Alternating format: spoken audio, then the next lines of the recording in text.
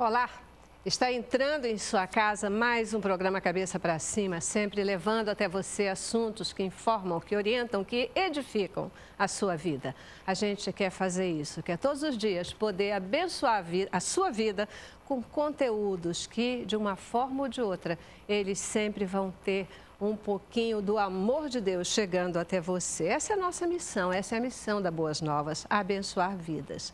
E quero lembrar que você pode assistir toda a nossa programação, não apenas pela Rede Boas Novas de televisão, mas também pela internet, no site www.boasnovas.tv. E aquele lembrete adicional, pelo site, você não precisa ficar dentro de casa, você pode usar o seu smartphone, o seu tablet, você tem lá o aplicativo da Boas Novas, que você pega toda a nossa programação, além de notícias gerais. E pelo aplicativo, inclusive, você pode ver, né? Porque está lá no site os programas que nós passamos há alguns dias, eles vão ficando lá para que você possa ver, rever, compartilhar. Muitas vezes vocês nos escrevem pedindo o link de determinado programa porque querem compartilhar. Se não tiver no site, pode pedir que a gente vai disponibilizar sim, porque é isso que a gente quer. Que o conteúdo que a gente trabalha aqui, ele possa abençoar sua vida. E você já sabe, tudo o que a gente faz aqui não faz sozinho. Seria impossível.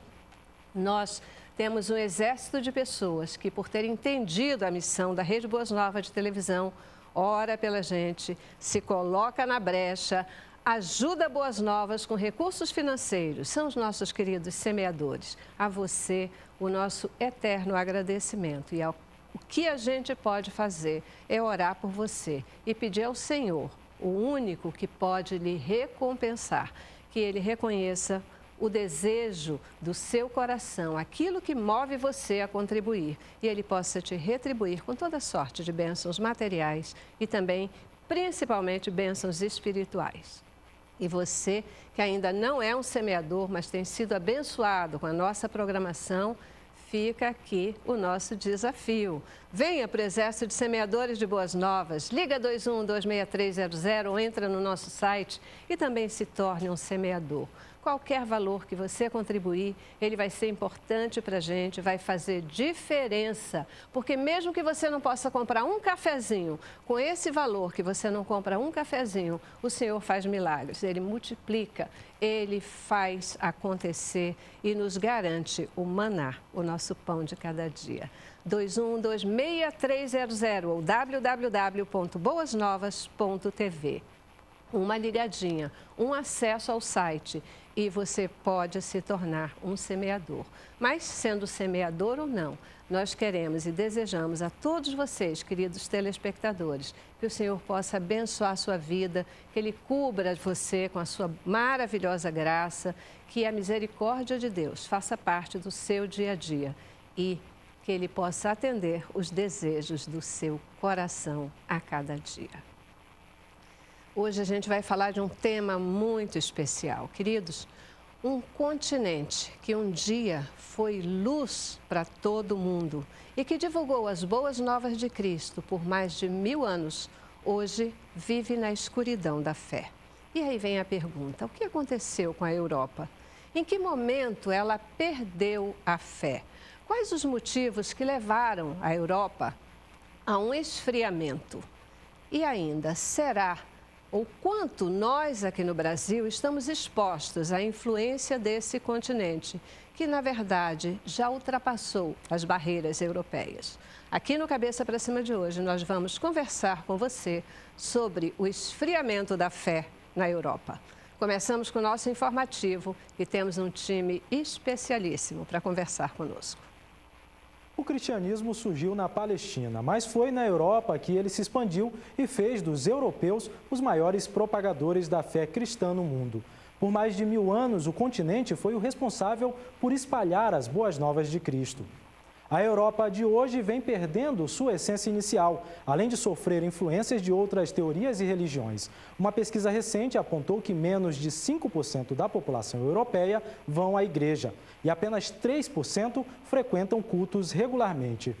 Embora haja esse declínio do cristianismo no continente europeu, um levantamento realizado pelo Centro para Estudo do Cristianismo Global mostra que o número de cristãos em outros continentes tem crescido. A pesquisa também aponta que até 2020 o mundo terá 2 bilhões e 200 mil cristãos. Pois é, viu os dados do informativo? Como pode um continente inteiro que divulgou as boas novas de Cristo por tanto tempo começar a negar essa fé? O que está acontecendo na Europa? Vamos entender um pouquinho no Cabeça para Cima de hoje. Hoje a gente quer refletir aqui sobre o esfriamento da fé na Europa e como que isso pode, de alguma forma, afetar o nosso país. Um time super especial. Recebo aqui no estúdio o pastor Jorge Max da Silva, ele que vai para o campo missionário na Europa depois de 30 anos de ministério pastoral.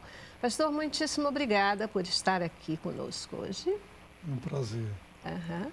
Eu sei que também eu vou fazer feliz muita gente lá em Manaus, né? Porque vai estar revendo o senhor aqui através da Rede Boas Novas, através do Cabeça para Cima. Então, muitíssimo obrigada por vir aqui conosco, tá bom? Também conosco, Antônio Galvão, ele que é pastor e missionário. Ele trabalha com missões há 42 anos, morou na Europa plantando igrejas e trabalhando com evangelismo. Hoje pode nos ajudar a entender o que está acontecendo naquele continente. Muitíssimo obrigada, pastor. Prazer estar aqui. Uhum. A gente falar aí sobre esse esfriamento da fé na Europa. O tempo que o senhor esteve lá, esse esfriamento já estava acontecendo? Sim. Já, né? Uhum. Eu vivi na Europa, mais concretamente na Espanha, de 80 a 87. E durante esse período a gente batalhou, lutou para tentar reverter a situação. Mas é muito difícil. Verdade. Vamos compreender isso já um pouquinho mais. E completa o nosso time de hoje, João Marcos Soares. Ele que é diretor executivo de missões mundiais, portanto, trabalha aí nessa frente, deve ter uma visão muito forte do panorama da Europa nesse momento. Muitíssimo obrigada também, pastor, por estar aqui com a gente. É um prazer estar aqui, Celeste, com cabeça para cima, e esse assunto deve nos interessar, porque você pode perceber que é uma onda. A Ásia Menor foi o berço, cresceu, se esfriou, a Europa ocupou esse espaço, depois migrou para a América do Norte, agora migra para a América do Sul e para o Cone Sul todo, o hemisfério sul, mas ao mesmo tempo a noite vem se apresentando na Europa, já começa a se apresentar na América do Norte e vai chegar aqui no Brasil se não fizermos nada. Pois é, né? Quer dizer, um continente, um local que foi a origem, praticamente, né, assim, do cristianismo também, onde a gente teve uma expansão com as grandes descobertas. A história mundial, né, vai mostrando que os europeus eles iam conquistando, descobrindo novos espaços e ali eles iam implantando o cristianismo, né, de uma forma ou de outra, mas implantando a fé cristã. E hoje a gente vê um esfriamento brutal da fé. O que aconteceu na Europa para isso? Onde é que essa história começa? Eu entendo que, na verdade, nós temos ciclos de esfriamento na Europa. O primeiro esfriamento, por incrível que pareça, vai acontecer exatamente com a ascensão de Constantino. A igreja funciona de uma forma, sem uma grande organização, até a chegada de Constantino, que torna a igreja institucional. A partir dali há um esfriamento. Com o tempo, há movimentos de reavivamento que acontecem dentro da igreja estruturada daquela forma. Há os cismas, então há uma igreja, que é a igreja ortodoxa, que nós sempre nos esquecemos dela, só pensamos na igreja católica, mas a igreja ortodoxa, por exemplo, continua e outras igrejas também continuam acontecendo, existindo. Posso dizer que claramente havia um grande esfriamento enorme quando aconteceu a Reforma Protestante. Foi uma reação a esse esfriamento. Então, a Reforma Protestante também tem esse lado de ser uma tentativa de retorno a essa origem cristã, essa paixão por Cristo, esse retorno às Escrituras Sagradas. Da mesma forma, quando a reforma se cristaliza, isso também acontece de novo, e aí você vai ver pessoas como John Wesley produzindo uma tentativa da reforma, podendo assim mostrar ao mundo que era viável manter a chama acesa. Mas, infelizmente, o que a gente vê é que nos últimos anos, principalmente no último século, nós estamos completando agora 100 anos do último grande avivamento na Europa, e desde então, principalmente a partir da Segunda Guerra Mundial, há um esfriamento enorme do comprometimento das pessoas com o cristianismo. A Europa não é o berço do cristianismo, mas é como nós entendemos o cristianismo, a origem se deu ali. Então, entendo que há uma série de questões e a principal delas é a secularização. Hoje, assim, quando a gente olha para o continente europeu, né, essa percepção forte do esfriamento da fé, quais são pontos que a gente percebe, pastor Jorge, desse esfriamento? Eu dirijo essa pergunta para o senhor porque o senhor está tomando uma decisão aí bacana de ir para a Europa, daqui a pouco eu quero ouvir um pouquinho mais sobre isso, mas o que chama a atenção no comportamento do povo, como é que isso se reflete na sociedade? Em termos de pensar nas raízes desse esfriamento do século XX, Charles Spurgeon, já no final do século XIX, ele alertava as igrejas evangélicas, era um pastor batista, pregador, sobre o liberalismo teológico. A influência do racionalismo, do pensar moderno, uma leitura racional das Escrituras, uma proposta de eliminar o milagre, o sobrenatural. Os seminários absorveram esta teologia racionalista para atender um público extremamente questionador, e começou o declínio já no final do século XIX, e ele já apontava profeticamente o esfriamento da fé na Europa, em virtude de se perder a fé na autoridade das Escrituras Sagradas, na sua inspiração, na sua inerrância, que ela é infalível. E a partir do momento que nos centros de pensamento, de formação de pastores e pregadores, teólogos que vão especular com a fé, ao invés de promover a fé, as pessoas vão pregar o que nas igrejas? Filosofia da religião, sociologia da religião, substituiu a pregação expositiva da palavra de Deus.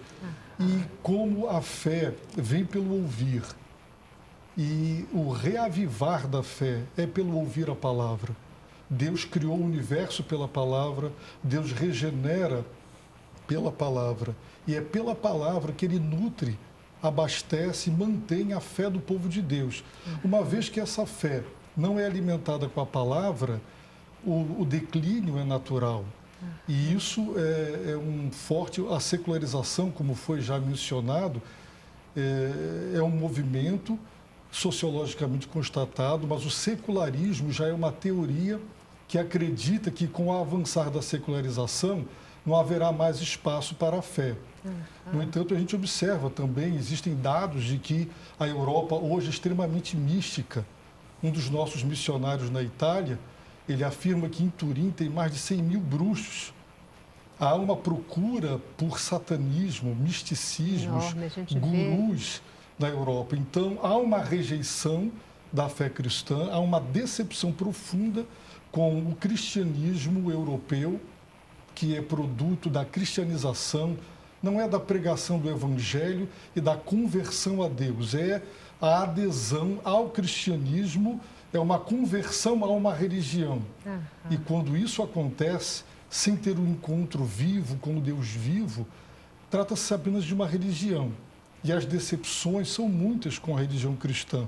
O resultado é que a secularização, a teologia liberal e essas decepções com a questão moral nas igrejas, isso tudo tem contribuído para que a Europa se considere pós-cristã. Eu acho que a chave é essa palavra, pós-cristianismo. Os valores do cristianismo foram passados à sociedade, mas a sociedade se esqueceu de onde vieram esses valores. Então, valores como democracia, direitos individuais do ser humano. Tudo isso foi conquistado a partir de ação da igreja. Foram as igrejas, principalmente as igrejas evangélicas, que produziram essas coisas boas que a Europa tem hoje. Mesmo o bem-estar social, o estado do bem-estar social, foi uma conquista a partir de ações de pessoas ligadas à igreja, pessoas líderes de igrejas que fizeram isso. Entretanto, essas pessoas deixaram de passar essas informações para as pessoas mais novas. Houve uma ruptura. Os mais novos pensaram que era apenas uma questão de... que sempre foi assim. Não houve nada de diferente antes de nós. Sempre foi desse jeito. Então, nós encontramos uma Europa em que as pessoas, muitas vezes, não têm nenhuma razão para viver. Elas têm condições... Hoje, depois da crise, já não é assim. Mas eu me lembro, em 2007, de estar numa pequena vila em Gales, e Gales foi o lugar onde Eduardes fez um trabalho fantástico. As igrejas ficavam lotadas há 100 anos atrás, mas eu estava numa vilazinha onde havia 40 templos evangélicos, só 3 sendo usados atualmente. O resto virou qualquer coisa, menos templo. Mas nesse lugar, os jovens todos os dias procuram um lugar para encher a cara, para beber e para brigar com a polícia. A sua proposta de vida é tentar enfrentar essa sociedade que eles herdaram com valores cristãos, mas que nem identificam mais como cristãos. Pois é, né? Um problema sério também que eu gostaria de citar é que a religião se politizou. Eu que vivi trabalhando como missionário na Europa, eu encontrei uma igreja politizada, meteu-se na política. O povo estava cansado da igreja por causa disso. Então, a igreja mandava na política. E as pessoas se sentiam alienadas. Então, quando você ia falar com uma pessoa sobre Deus, eles diziam que Deus não existe. E quando você provava que Deus existia, então eles diziam assim, mas o que a igreja fez para conosco? Porque a igreja até agora simplesmente nos fez uma lavagem cerebral e mais nada. Então isso é o que a gente encontra na Europa. Pois é, sabe, vocês estão falando e eu fico pensando aqui porque a gente fala de coisas que são muito antigas, né? Porque Jesus, quando ele esteve aqui na Terra, uma das coisas que ele combatia era a questão da religiosidade, né? Às vezes, daquilo que era colocado como se fosse o evangelho, promessas, a questão de uma forma ou de outra da falsa prosperidade. Ele dizia, onde está o teu, né? De repente, o teu coração está onde está o teu tesouro, né? Então, Jesus já chamava a atenção para a importância de questões como essas, né? E enfatizando de uma maneira forte o que era o verdadeiro evangelho. E hoje, de uma forma ou de outra, a gente percebe essa distorção do que realmente é o evangelho de Cristo, né? Muitas vezes o estudo da palavra deixou de ser o estudo da Bíblia para ser interpretações de homens sobre o que a Bíblia diz. E aí a gente talvez seja algumas das questões que levam também esse esfriamento. Eu já preciso fazer o nosso primeiro intervalo e eu volto já ainda para a gente continuar conversando sobre o esfriamento da fé na Europa. Vamos lá. Cabeça pra cima.